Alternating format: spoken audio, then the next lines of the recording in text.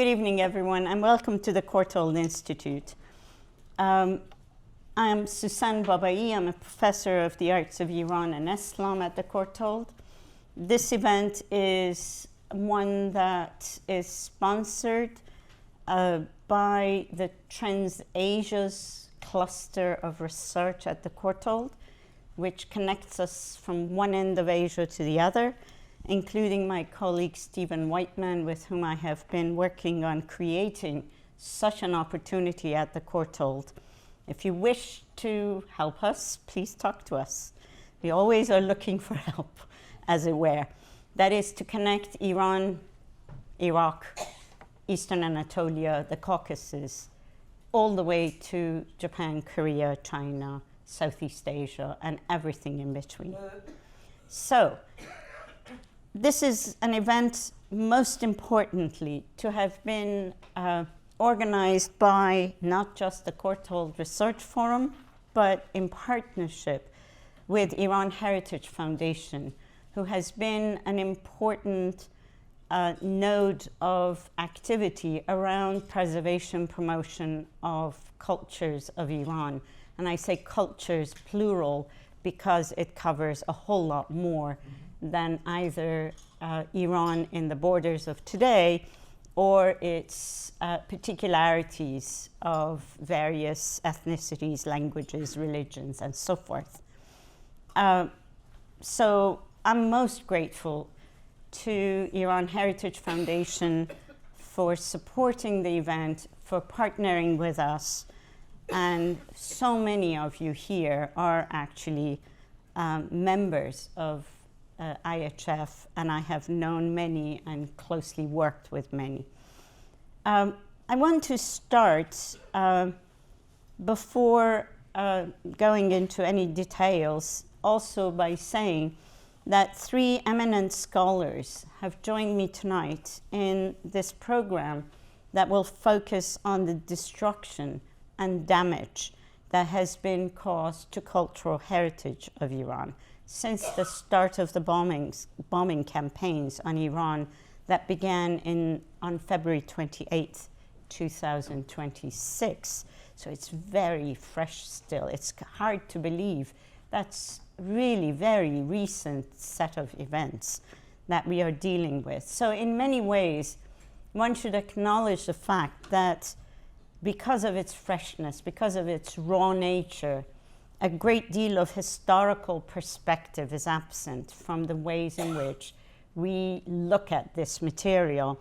But at the same time, those who are here to speak about this, and I introduce them momentarily, are in fact looking at things from a historical perspective. So in other words, they are looking at the rootedness of heritage, its preservation, its modes of operation, and what has been done, what is being done, and what can be done in the future. The other thing to say beforehand is to say that one of the members of this group, which include Dr. John Curtis, Keeper Emeritus of Ancient Iran and Iraq at the British Museum, and former Chief Executive Officer of the Iran Heritage Foundation, whose scholarship on ancient Iran and Iraq is extensive and truly groundbreaking, is here. The other colleague, Dr. Lindsay Allen, who teaches at King's College in the Classics, is also here, whose work on the Achaemenids is wide-ranging and very well established. The one person we are missing here is Professor Roger O'Keefe, who is a legal expert on the matters of cultural heritage destruction and has done extensive work for the UNESCO and associated institutions that deal with, instruct, and give advice on matters of preservation of cultural heritage. He will join us, however, with a pre-recorded video presentation. So, with just that brief introduction, this is how we will proceed. I will speak for 5 minutes or so, hopefully no longer than that. So be patient with us. It's not exact science. And then Dr. John Curtis will speak. Afterwards, Dr. Lindsay Allen will speak, and we keep Professor O'Keefe's video for last of these presentations. And then I have asked my colleague from Cambridge University History of Art, Dr. Peyvand Firuze, to moderate the panel discussion.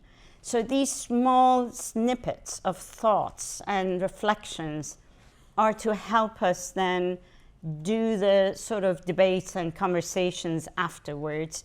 And then we open it to the audience for Q&A. And afterwards, I invite you to join us for a drinks reception at the Courtaulds Research Forum Room, which is right down the hall.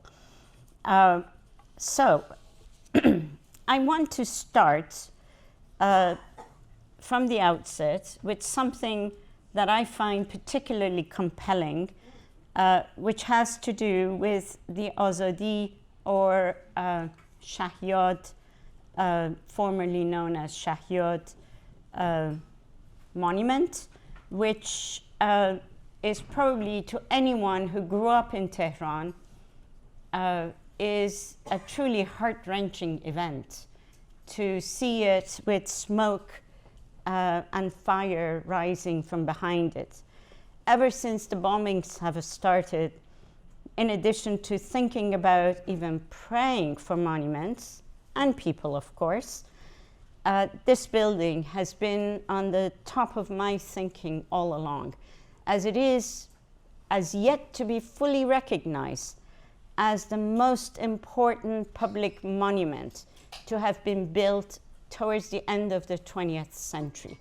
That it's a marker of an identity, of a cultural presence on the global scale, and that it was at the opening into Tehran before the airport was moved from Mehrabad to its new site closer to Qom. What all of this means to each of us is, of course, different, and each of us have a different perspective on it, different sensibilities, different sensitivities and responses.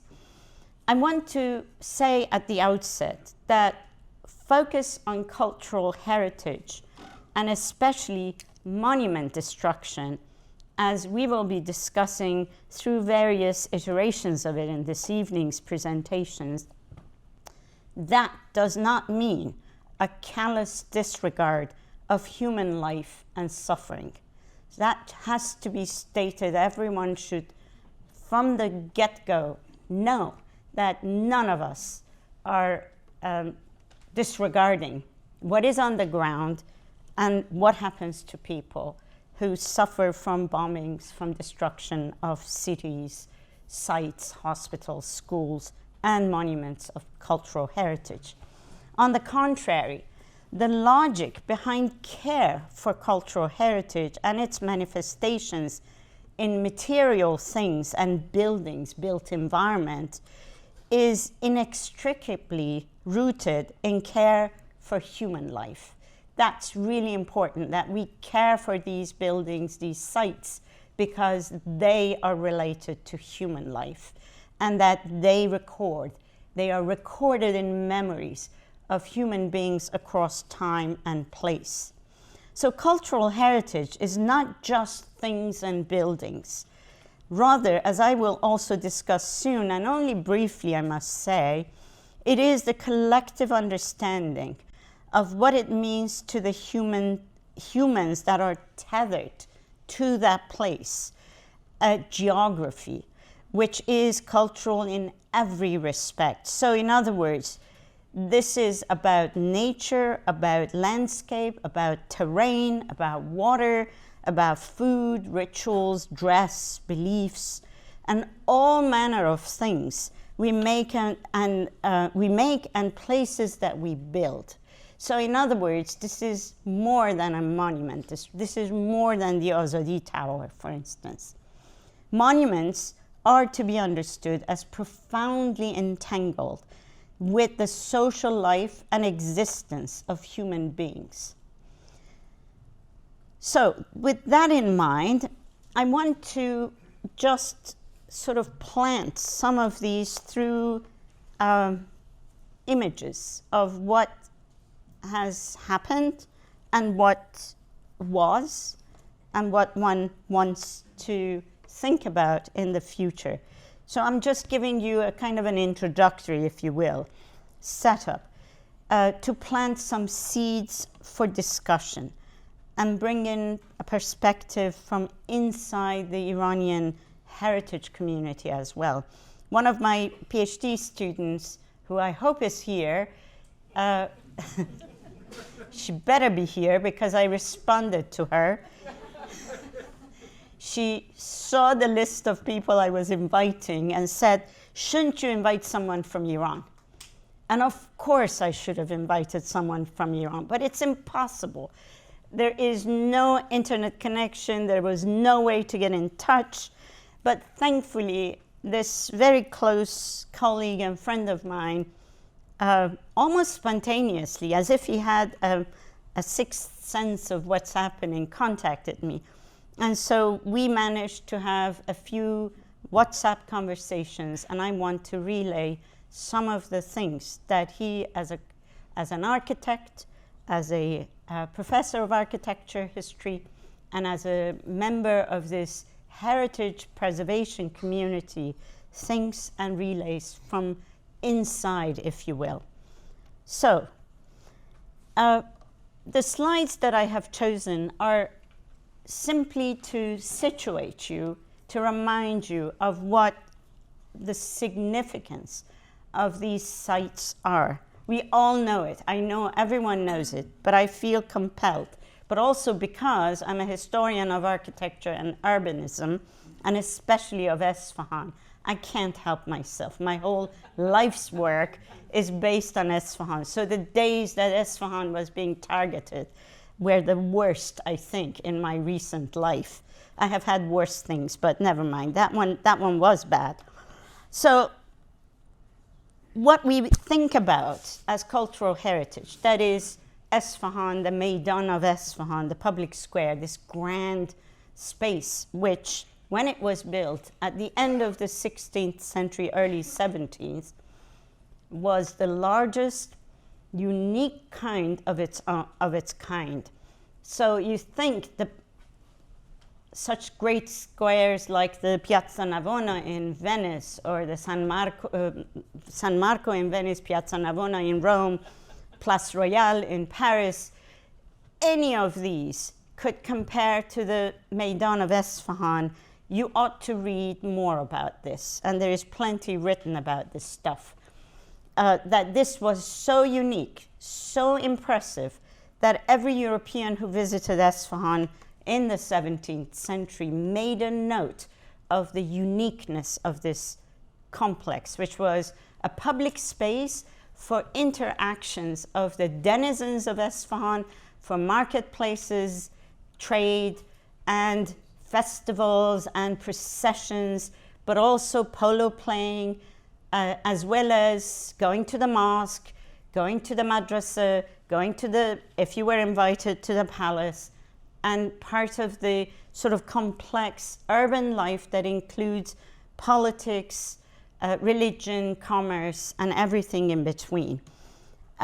Tehran is a much more recent city, though some are now claiming that its roots go back to Safavid period. They really don't. They have just small pieces of the Safavid era embedded in there.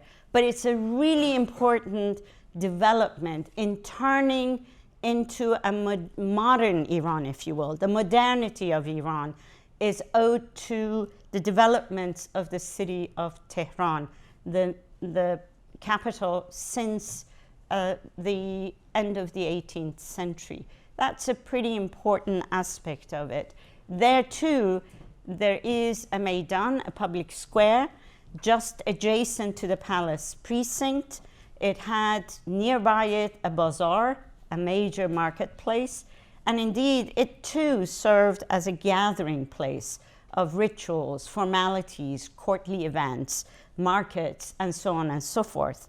These two public spaces with that kind of deep-seated history of social life have been targeted by the bombings since the end of February. So we consider these now cultural heritage. This is a concept that is of modern consideration. It's not a concept that you would have imagined Alexander of Macedonia worried about when he burned, or his soldiers burnt down Persepolis, or when the Mongols arrived and burnt down and pillaged Baghdad, thought of it as a destruction of monuments or a cultural heritage destruction. Those have different meanings, and I think it is really important to consider that we live at a time when we think and calculate the value of these sites and monuments through the lens of a modern perspective about heritage and its meaning for the people who are not only the natives and live around it, but the world. So in other words, this is world heritage we are talking about. No one, I imagine, shed a tear when Persepolis was burnt down. I'm just thinking. So, the other thing about it is that this requires a different way of thinking. There's a legality, a legal dimension to all of this to think about. And Roger O'Keefe's presentation via a video will hopefully address that.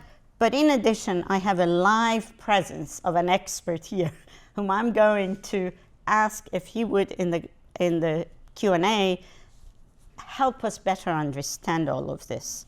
There is so much more to say about what happens here. I'm only showing you a selection of a few things.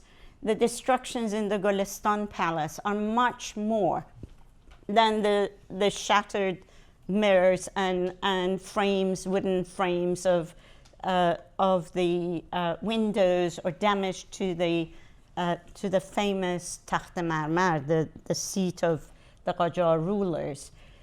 The ones in Isfahan are even more heartbreaking and more extensive. And it's interesting to say that the destructions are more varied. There are across various cities and sites in Iran than most people are aware of, but that Isfahan and Tehran has been the ones that have sustained the most damage.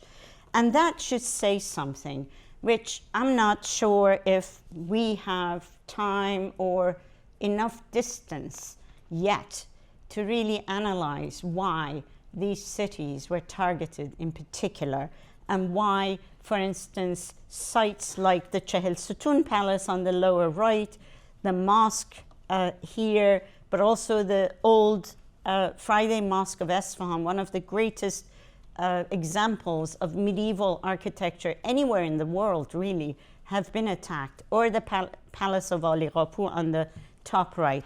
These are material that are particularly close to my research, to my heart, and sites. I've looked at the pictures, searching for the precise places where the damage was done. For instance, the damage to that Avon, that porch with the mirror work, the damage to the side pavilion, and most heartbreakingly, the damage to the wall paintings inside the audience hall, where cracks have appeared in these wall paintings. And I wanted to show tiles have dropped. I wanted to show also, but I don't have it, I missed that one, what was and what can be, but I will come back to that later on. I promised to bring as well the view from within. This is a picture that was posted on Instagram And when I saw it, I knew that my friend Hadi Safoipour is alive. That's how I knew he's there.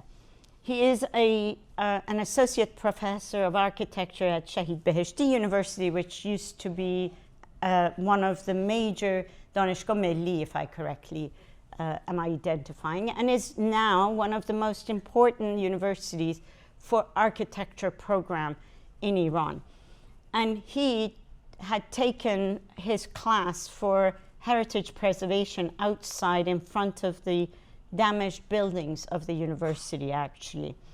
And I wanted to say, in addition, let me just go here, in addition to what I am bringing to you from his perspective, and he is just one person amongst a group, and this poster on the right is the beginnings of formation of a group, Shahriyaran, where a kind of a, if you will, resistance movement is being articulated through a group of architects and preservationists coming together.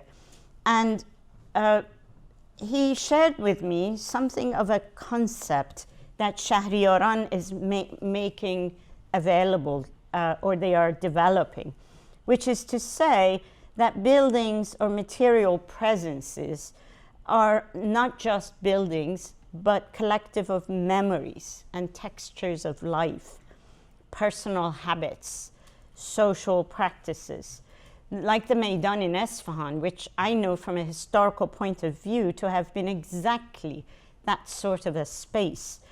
And one of the examples he brought forth a number of examples. I just picked one, which is to say a traffic square, one of those that you go around and go to this road and that road and the other road, have become, after a bombing, sites of gathering of the neighborhood. People spontaneously gathering in these traffic maidans to talk to each other, to meet, to have tea, to discuss what's happening in a kind of a sighting of a collective exercise in healing, if you will.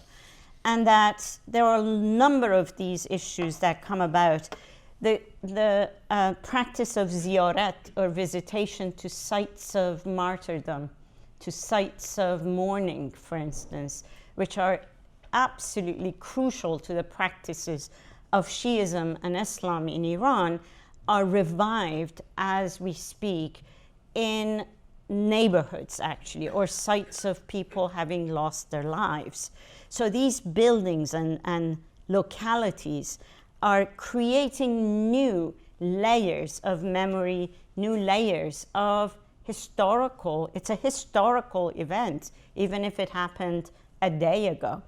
And so this heritage of a collective of people and memories and events is unfolding as we talk in these sites in Iran, as I understand it. And they are leading to a new way of thinking about how heritage preservation is a form of resilience by living through these damages, through these buildings, and an alertness to the targeting for destruction, actually. So with that in mind, I just wanted to bring back something which I find really important to note, but I'm not going to talk about it, and that is that what we see today being destroyed, and I'm focusing on this, the wall paintings and the audience hall at the Chehel Sutun, was not always this pristine and beautifully preserved.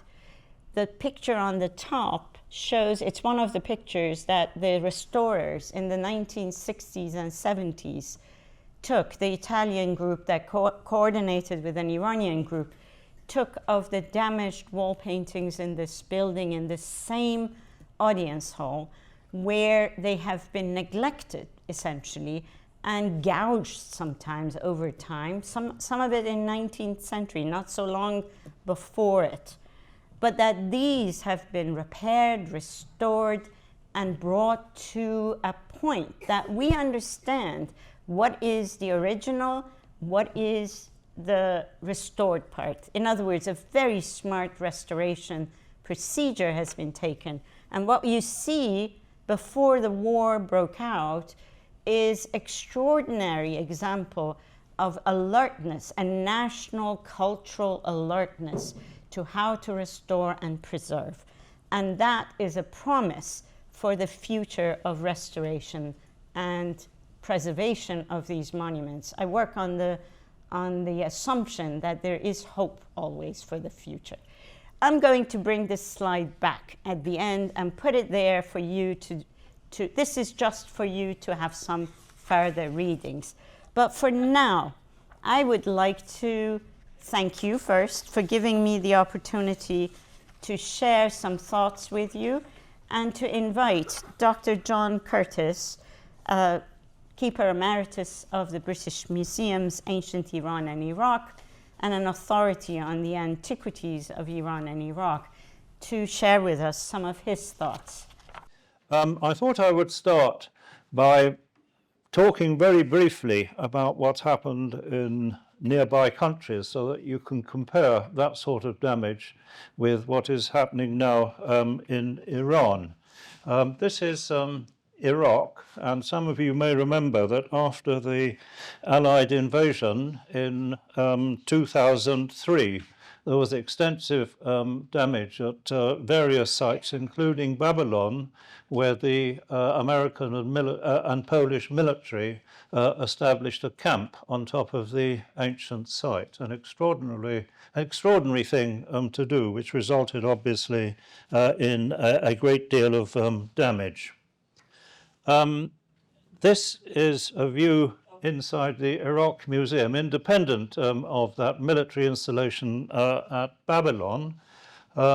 People broke into the Iraq Museum, smashed everything in sight, and stole a lot of items. Altogether, it's thought somewhere between 15,000 and 20,000 things were stolen, about half of which have now been returned, something like that. I was one of the first people actually into the museum after the looting in 2003, and this is what I saw. At the same time, there was extensive looting of archaeological sites all over Iraq. There was a complete breakdown in law and order, which is why this was possible for this to happen. And this is a very important Babylonian site called Isin. Moving forward to 2015, this is a different type of destruction, this time by Daesh or ISIS. And this is the blowing up of Nimrud in a massive explosion. Nimrud, one of the most important sites in Iraq, capital of the Assyrian Empire.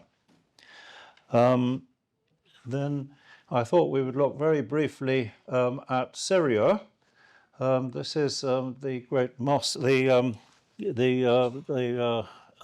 souk in Aleppo, which was set on fire by anti-government protesters at the time. And again, in Syria, they had exactly the same sort of problem as in Iraq, people looting archaeological sites. Every one of these little pockmarks, these little holes, represents a trench by looters. But having said this, the situation in Iran is a totally different one.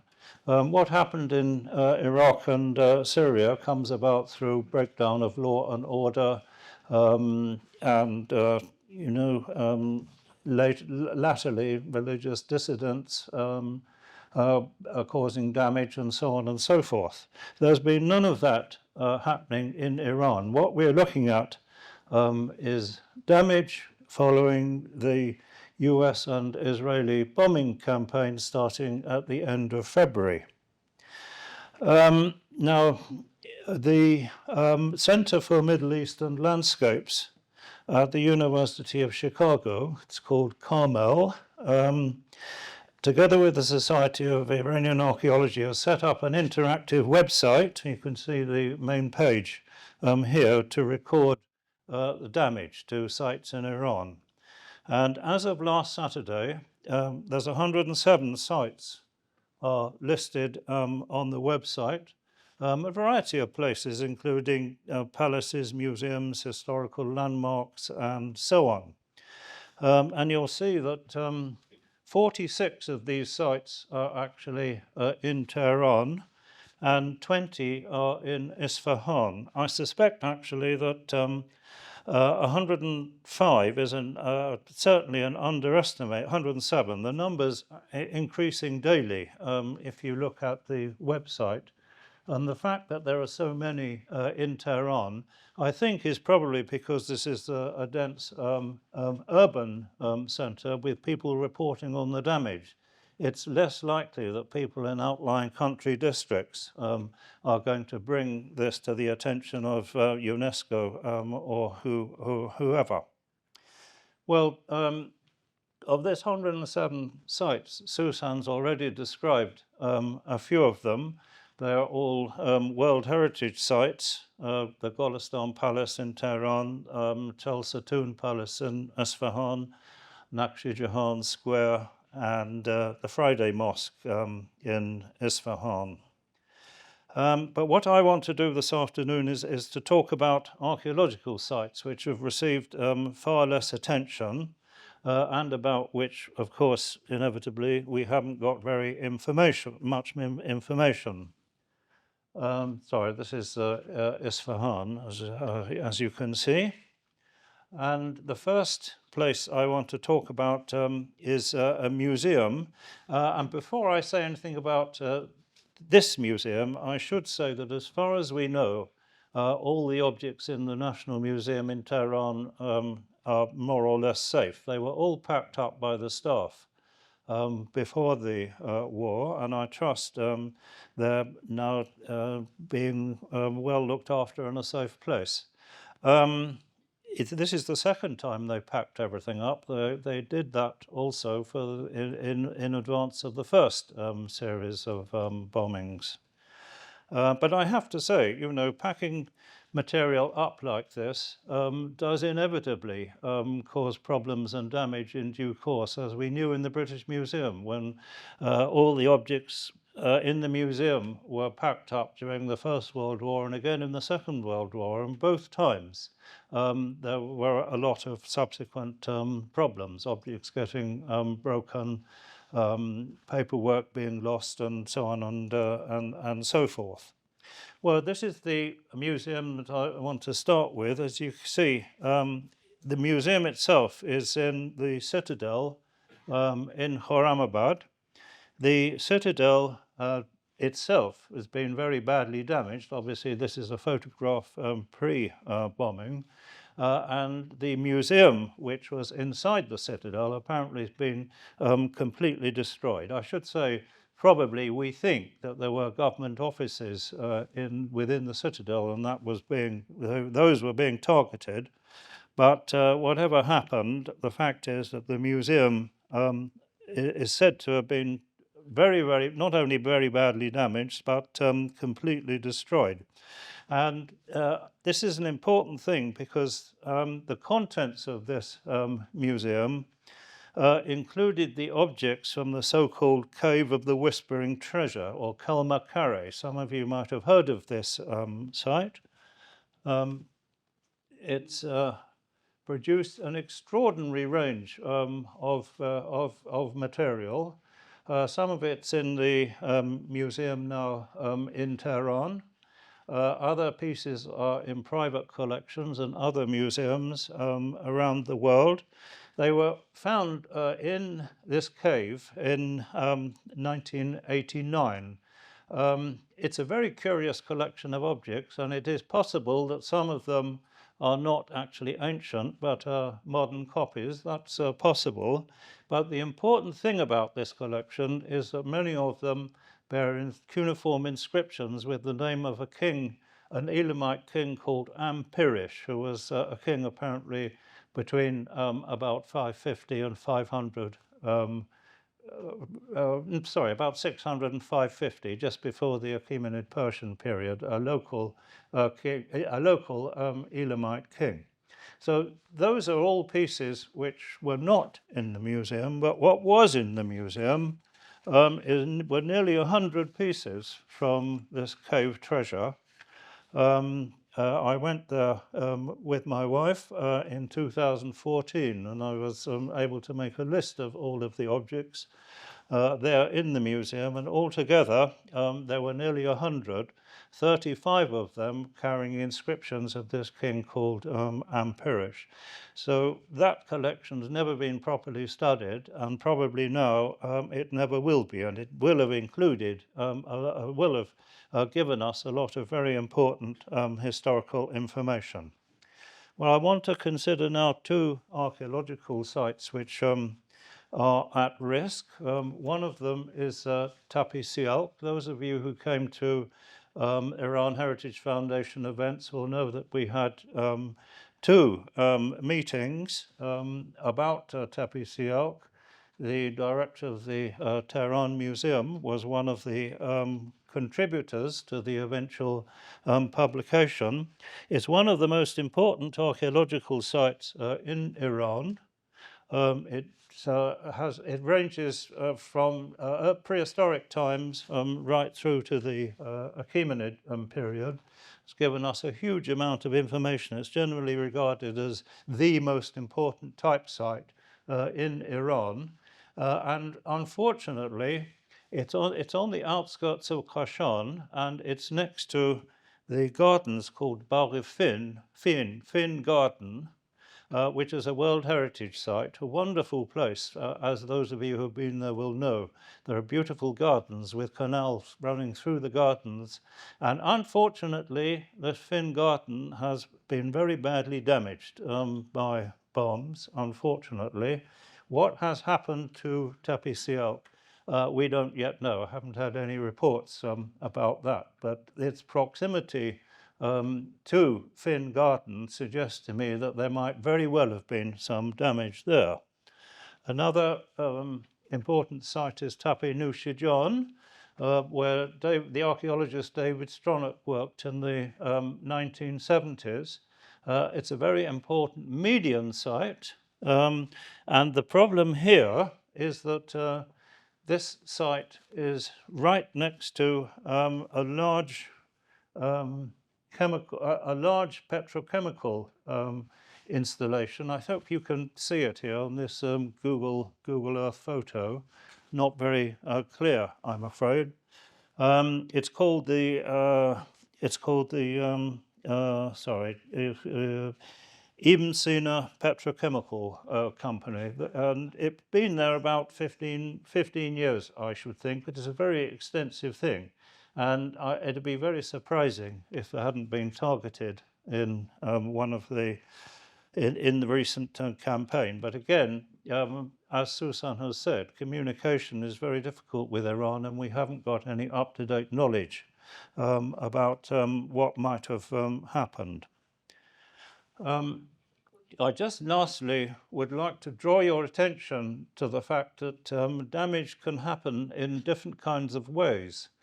Persepolis, everybody might think, is more or less safe, but the problem here is that even the parts of Persepolis which have been recently exposed, which is on the right-hand side, the reliefs on the left-hand side have been visible for some centuries, but the one on the right is newly uncovered in the 1930s, and it's very clear that there's been degradation here.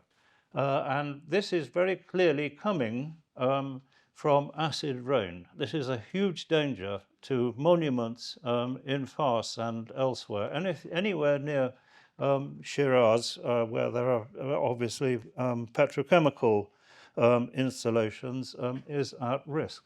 Some of you will have picked it up in the newspaper coverage that even in Tehran there was said to have been black rain one day, and this is hugely damaging to any kinds of stone monuments. Of course, the same applies to the nearby site of Naqsh-i Rustam, where there are the tombs of the Achaemenid kings, including Xerxes and Darius.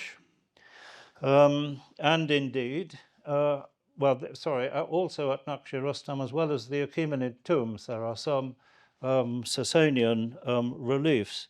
But the Sasanian reliefs, which seem to be in the worst condition, in Fars. This is at Bishapur, where there's a wonderful series of Sasanian reliefs.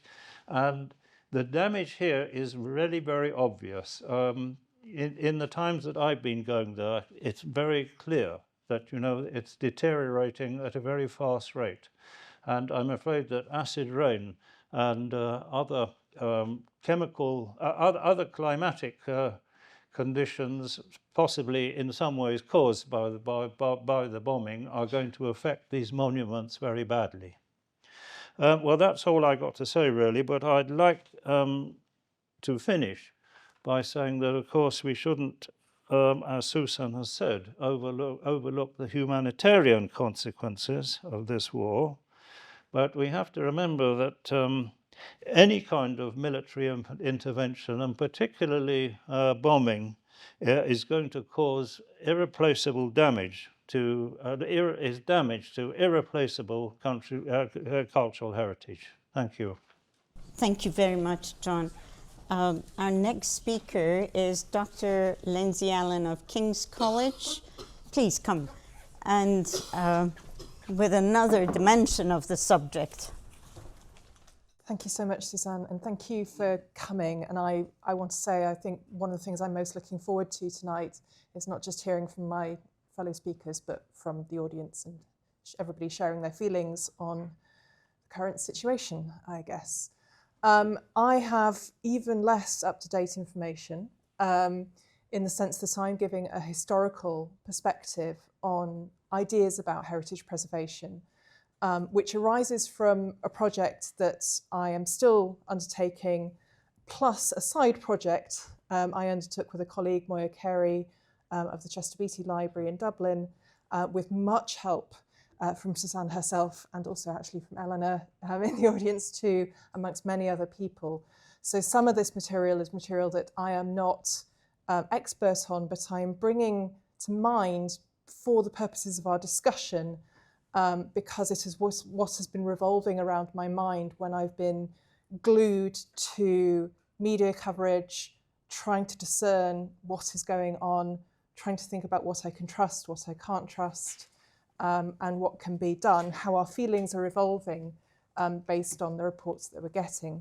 So the 3 points I'm getting up now, so that I can get them to you as fast as possible in a sort of short presentation, are that one of the sort of little case studies I have explored is about a Safavid originating, that is from the 16th to 17th centuries, tale of how heritage preservation is linked to good governance.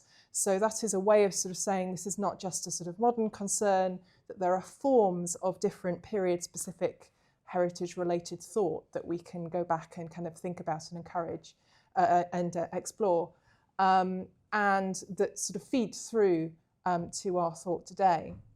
I want to move on from that to talk about the idea of antiquities kind of bearing our feelings about being assaulted, about the process of attack, and about the fact that in a lot of the language that is out there in our current discussion is about how the monuments that we see being destroyed or we suspect are being destroyed that we just don't know about, that we're worried about, also reflect all of our human shock and concern about our friends and basically everybody, all people being subjected to the violence as well. And finally, very briefly, I want to mention a very long-standing idea of material heritage as a sort of protective talisman, as something that through memories kind of seems to be a touchstone or becomes a touchstone of rebuilding, I think as Suzanne has put it, resilience and resistance to attack. So those are our points that I kind of want you to bear in mind. And this is where I note that this work has emerged, however, by whatever sort of very distant branches, from the project looking at the historical spoliation and plunder of Parsa, the site of Takht Jamshid in Fars in Iran. And that has been a historical study. That has been an archival work for too many years now. I'm not going to talk about that in detail now, and I'm sure most of you don't need this map. But I am happy to talk about specific examples relating to the work in this discussion. I will say that one of the main things that I've been doing is tracing through archival and other means the distribution of pieces of the site in the modern era as they were taken away for the art market. One of the things that I found most frustrating, ironically, is that this wasn't conflict despoliation. This did involve foreign agents, but it was done in peacetime. And these guards that you see here, that I've just put up as an example, are an assemblage. It's a phalanx of guards who are now distributed through the Midwest in America and the East Coast. They're in a series of different modern US city museums, with the sole survivor restored. This in itself is a picture restored under the 1960s and 1970s Italian-Iranian joint project to restore much of the site. That has really been in place and visible since the 1960s. So I can talk more about that. I will say, though, that in the process of tracking all of these fragments, it's a long mopping up operation from any one moment. And the moment that led to the removal of these was circa 1929, 1930. So it's a long mopping up operation to any one sort of brief breach of a site, as John has also said about Babylon and the Iraq Museum. But at the same time, because the majority of these pieces are themselves human figures, depicting human figures, it's very easy as the sort of person tracing them to think of them as a sort of stone citizenry that has been dispersed, that has become a diaspora, a forced diaspora in itself. And that might seem a bit sentimental, but it's an unavoidable feeling that one gets. And I kind of want to come back to that idea of instilling, of having empathy or projecting empathy onto objects. The tale that I just want to very briefly, I'm not going to expect everybody to read everything, I'm going to give you headlines. The tale that I had to investigate as part of the background to this research was one that I kept on seeing repeated in modern, really quite modern tales. So on the right, you see something from 1928. Copley Amory was the American chargé d'affaires in Tehran in the late 20s. And he is just saying in an amusing way, he was quite a sort of witty fellow, yes, there is a tale of somebody who disliked visitors coming to see Persepolis and therefore sent a workmen to destroy it. This is not a new tale. He was actually friends with Ernst Herzfeld, so it's quite possible that this is a tale that he has elaborated over conversations from Herzfeld.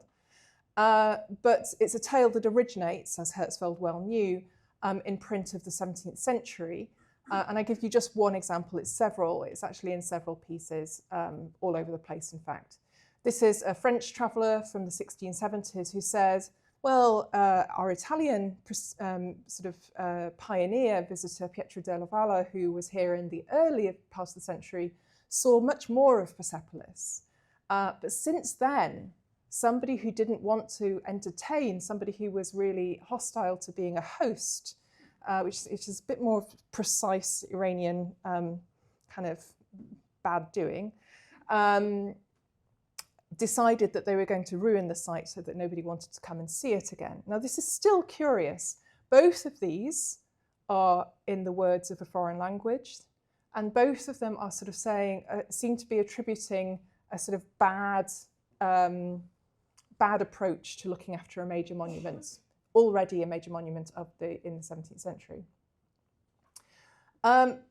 looking for the origins in the 17th century, we have, and this is where I pick up from Suzanne's introduction of Isfahan, the fact that the whole of this province of Fars was taken over by a family, Al-Khverdi Khan and Imam Quli Khan, who hailed from Shah Abbas's conquests of Caucasian lands further to the north. So they were brought in as replacements for what appears to have been, from looking at our contemporary historians, a governance system in Fars which Shah Abbas was dissatisfied with.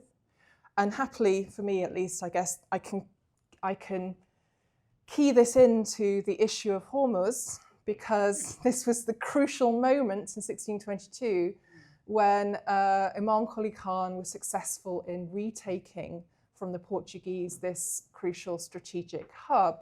And what it reveals to us is how much the route to the Persian Gulf was strategically important and was recognized as strategically important by the Safavid dynasty.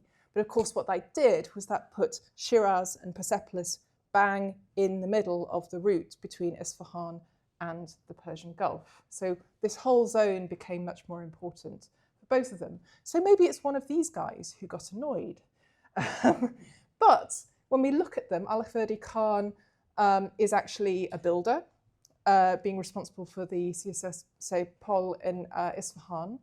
And more than that, sort of further developments of Shiraz as well.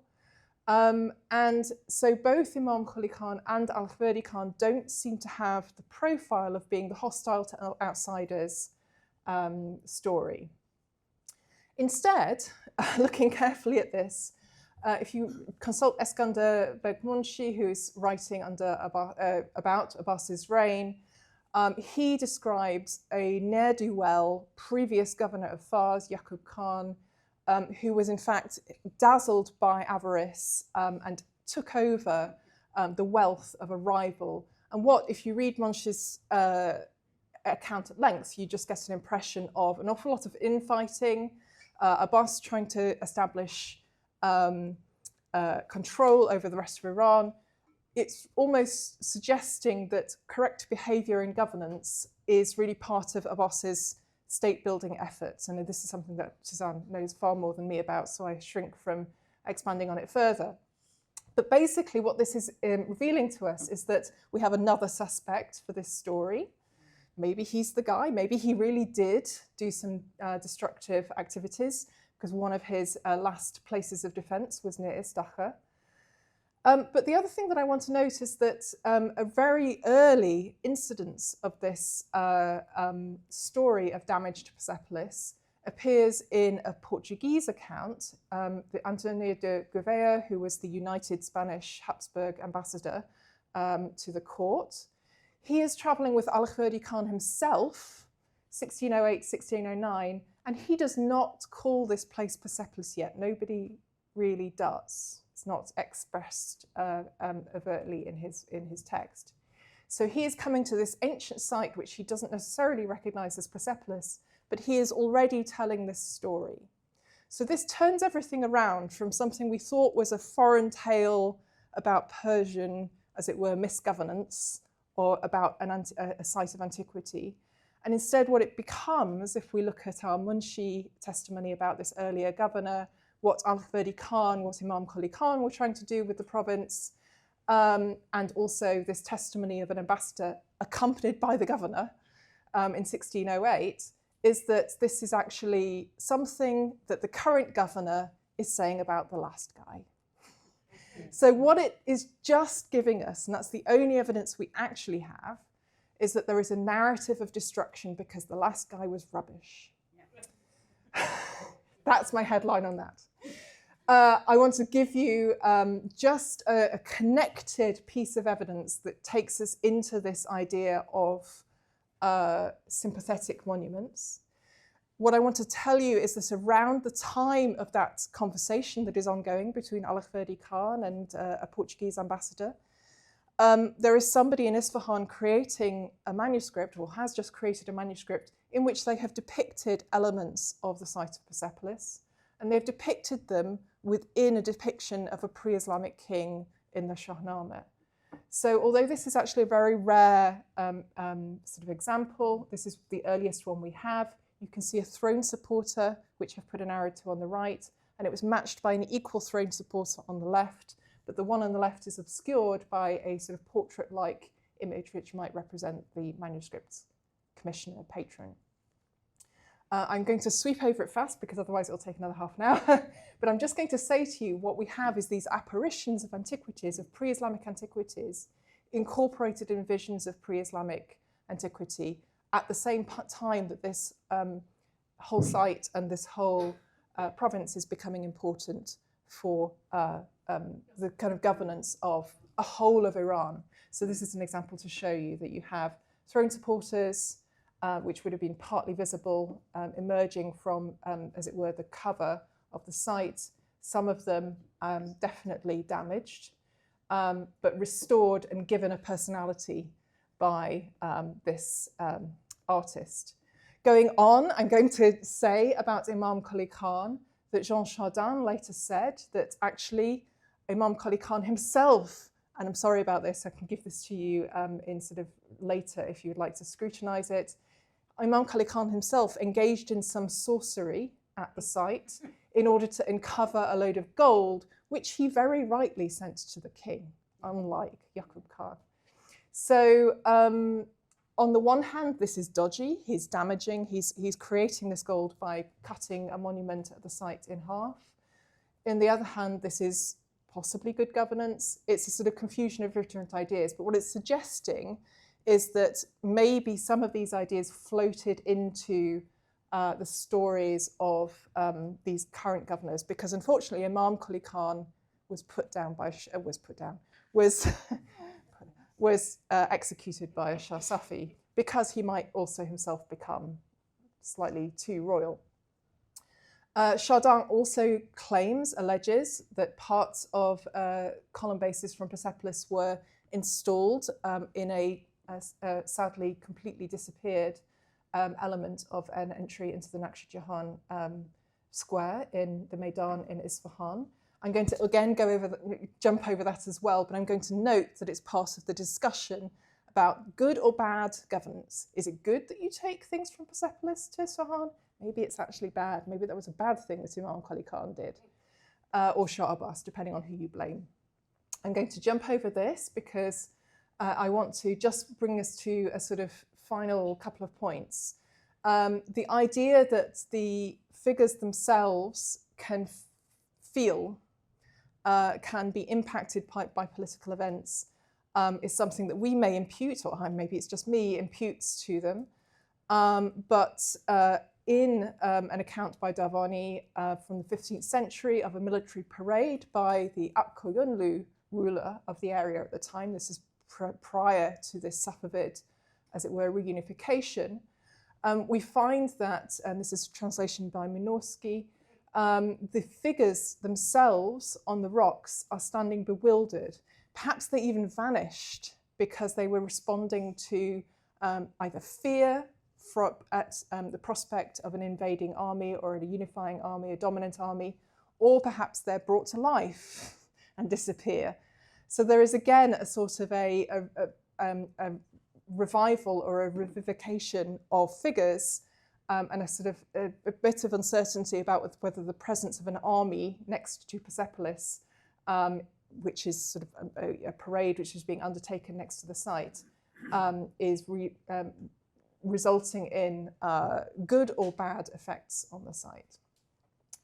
I'm going to just note that in a project with Moya Carey, we argued that these kind of lively, living figures of pre-Islamic antiquities are depicted in a couple of key manuscripts from early 17th century Isfahan, this one in the V&A Museum being one of them, and you can see them in the basement level of royal palaces being depicted here.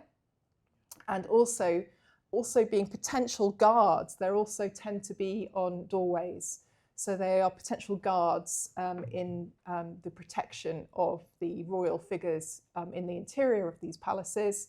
And I want to note that in this sad scene of the murder of Khusro, the potentially protective guard in this particular scene has been subject to a bit of reader response in that their face has been scratched away by somebody handling the manuscript. I want to note, again, this is an argument that you may or may not want to have with me, that our proposal was that these were an early 17th century response to built pre-Islamic heritage, and that we can find them in these manuscripts, and this is relatively rare, but it reflects a wider culture of attention and investment in these sites. And I also want to note, and I'm just not going to explain this in too much detail, that we could also perhaps have the first illegal stolen antiquity being depicted in a painting of Reza Abbasi of maybe circa 1618, where a kind of isolated stone figure is placed next to the goods of a dishonest dealer who is about to con a woman into paying too much, he is conning her by giving her too little for the value of her fabric, and he is then about to make a huge profit by selling it on immediately.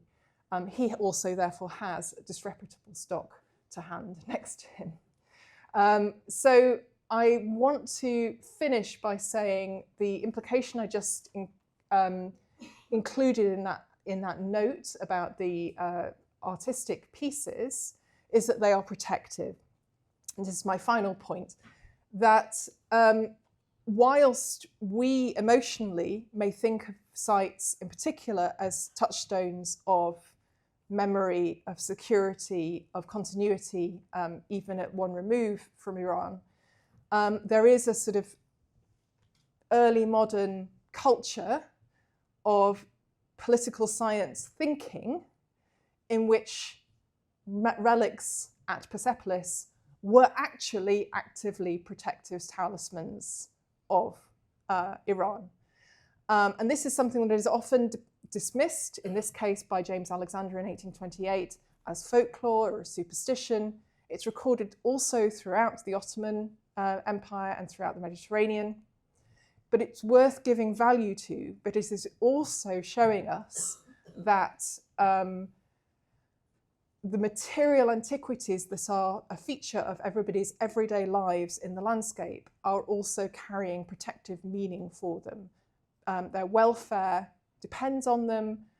Interference with material culture, with cultural heritage, can result in misfortune being brought upon Iran. This is an example relating to Persepolis, but it doesn't just apply to Persepolis. It also applies, and this is far too long an example, so I'm not going to talk about it now. It also applies to relics excavated in Susa and then taken to the tomb of Daniel as part of a sort of protective embedding of sacred objects, which is again also recorded in the 19th century, in this case by Henry Rawlinson. So I'm going to end there. If you want to read more about our depicted antiquities of the early 17th century, this is the piece that Moira and I wrote. But I want to bring this material out to say that it has parallels to how we're thinking about now, with how more value is being given to intangible heritage, with memories in relation to landscapes and buildings, and with the social relationships that are enmeshed around them. And that I feel that this sort of Safavid case study, therefore, gives us a relevant reflection. Right. So this is the video recording by Professor Roger O'Keefe, who was going to be here, but for reasons that were beyond his control, he had to send us a recording of his perspective from the legal point of view. And I think in the interest of time, if my fellow panelists agree, afterwards we just attend to Q&A. And if we have a question to ourselves, we can also bring it up. So let's start with this one. My name's Roger O'Keefe. I'm very sorry I can't be there with you this evening. Sorry too for what looks to be somewhat grainy video. And sorry as well, I should add, that you're seeing my Milanese kitchen rather than, say, a fake picture of Persepolis or something like that. I'll keep it brief. I won't be talking about whether commencing the war, the armed conflict, is lawful or not. They're two separate bodies of law, whether you can start the conflict and what you can do in the course of the conflict. And I won't be talking about, or at least assessing whether this damage to cultural property or that damage to cultural property was unlawful or not. We need to know much more about the circumstances in order to be able to make those sorts of assessments. What I would say, however, is that the simple fact that there has been damage to the Iranian cultural heritage does not mean that that damage was contrary to international law. Even less does it mean that the cultural heritage was targeted. There can be circumstances in which damage to cultural heritage is not of itself unlawful. Now, there are two relevant rules here. I'm not really going to be talking about the first one, which is directly attacking the cultural property or tangible cultural heritage. I'll use property and heritage synonymously. I don't think any neutral observer is suggesting that the damage to the Iranian cultural heritage has been deliberately inflicted. What I think we're talking about here is the other relevant rule, and that is circumstances in which an attacking force is targeting what is otherwise a lawful military objective, missile launcher, concentration of troops, the enemy's command headquarters or something like that. But there is nearby cultural property, and there's a risk that if you target the lawful military objective that you will damage the cultural property. Well, the relevant rule here is one of what is referred to as proportionality.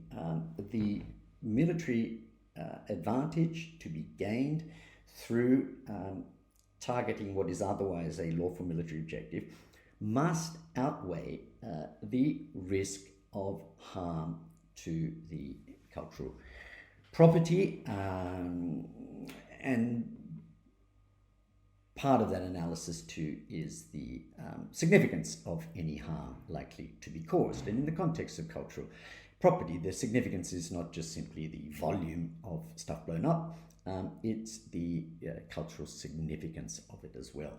So putting in, let me give you two crude examples. One of them, let's say you have a very significant military objective, the command headquarters of the adversary, and relatively minor cultural heritage, then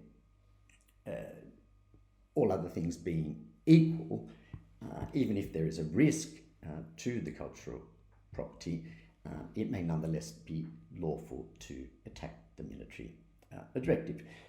Turn that the other way around. Let's say we have a pretty minor military objective and very significant cultural property nearby, then that's going to very much tend in the direction of any attack being unlawful if there is a risk of damage to the cultural property, and any such damage would be of great significance. Now, how might that balance be changed so that an attacking force will be permitted to attack a military objective, even if there is cultural heritage and indeed significant cultural heritage nearby? Well, we would have to reduce the risk of harm to the cultural property, and we would need to reduce the significance of that harm if indeed it does take place. So how can these things be achieved? Well, a rule which supports the main rule here is that the attacking force must take all precautions in the choice of the means and the method of attack to minimize the risk and to minimize the harm to the cultural property. The means involve the weapons used. So if we're talking about missiles or bombs, and you have cultural property nearby, if it's a significant enough cultural property, it would be expected that the attacking force would use the sort of munitions that burrow down, or at the very least cause a crater which sinks down without causing significant percussive effect, that is reverberation or shockwave, that places at risk the cultural property. When it comes to the methods of attack, let's say we're talking about missiles, bombs fired from aircraft, then the direction of approach, or whether the thing is attacked in daytime so that you're able to see the target clearly, as distinct from nighttime. So one may think that these are the sorts of calculations that military forces never take. Well, modern military forces are taking them all the time, and we have some pretty famous examples of where they've been successful. Now, we've seen damage to the cultural heritage of Iran, some of the more famous cases like the damage to part of the Golestan palace. Now, when you've got very significant cultural heritage like that and you do have damage, then at the very least, it's in practical terms, it's incumbent on the attacking force to prove that, in fact, this was lawful to attack, either because you have an exceptionally significant military objective, or because all that predictable risk was minimized, and so on. But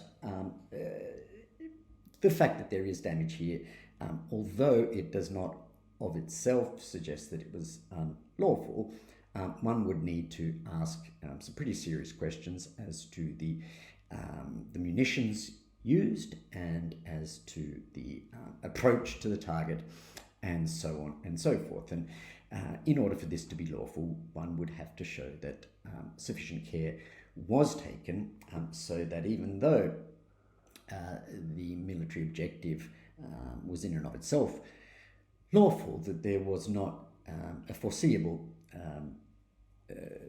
significant risk to the cultural property.